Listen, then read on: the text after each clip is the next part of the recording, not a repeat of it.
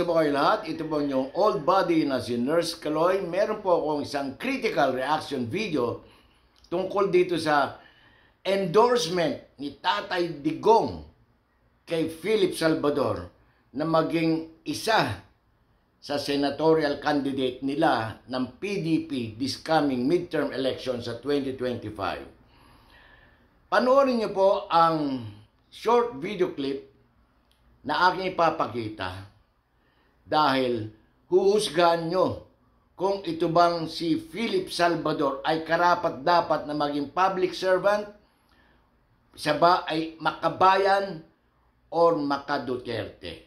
Yun po, maraming salamat. Panoorin nyo po. A party nominee in the next election. I'm referring to that endorsement of the National Executive Committee which was unanimously approved with the inclusion of Mr. Philip Kuya Ipes Salvador as senatorial candidate to join our 3 re-electionists in the 2025 senatorial election.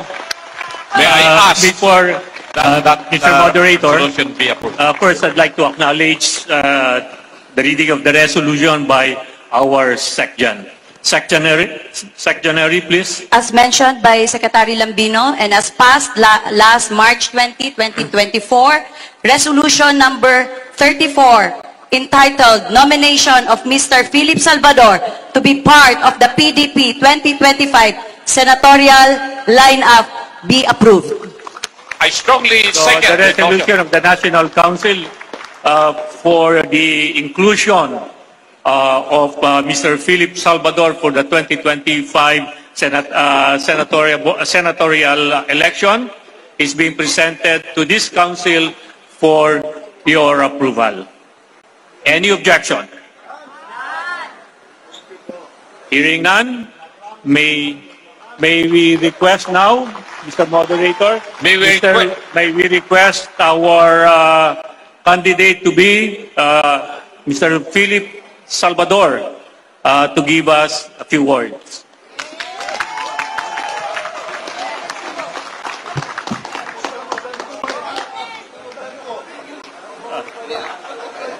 Dili, uy.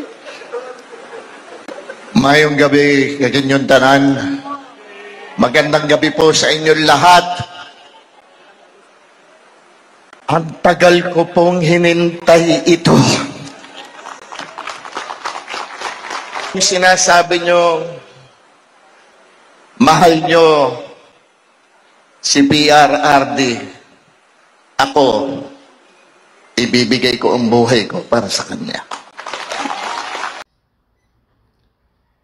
Ayan po, sinabi niya na itataya niya ang kanyang buhay para kay former President Rodrigo Roa Duterte. Nabanggit niya ba ang ating bansang Pilipinas? Yan ba ang isang makabayan? Public servant na kanyang pinabayaan ayon kay Miss Chris Aquino ang kanilang anak na si Josh.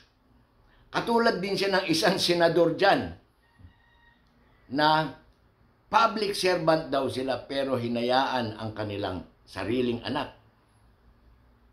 Ano na lang ang may papakita at may magagawa nila sa ating bayan? Dinagdagan pa ni Digong ang barangay tanod sa Senado. Panoorin nyo ang short video clip ulit. Kayo na po ang maghusga kung sila ba ay karapat-dapat dito sa Senado na magsilbi sa ating bayang Pilipinas at sa inyong mga kapwa ko Pilipino. Panoorin niyo po at maraming salamat sa pag-subscribe. Alam ninyo, nung araw, ang ating mambabatas, ang ating congressman, senador, ay mga abogado de Campanilla. Ngayon puro barangay tanod ang nilagay ninyo. Nakakahiya. Anong gagawin nito mga ito?